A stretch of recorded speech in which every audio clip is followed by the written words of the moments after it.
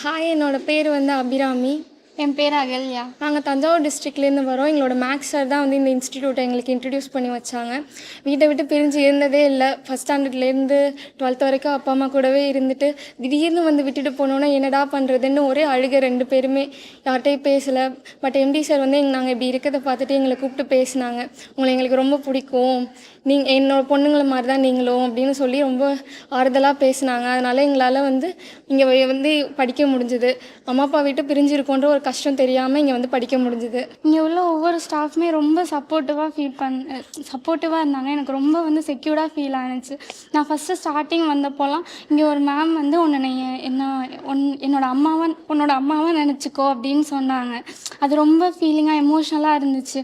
வீட்டிலேருந்து பிரிஞ்சு வந்த ஃபீலே இல்லாத மாதிரி இருந்துச்சு. இங்கே ஃபுட்டும் ரொம்ப குவாலிட்டியாக நல்லா இருந்துச்சு.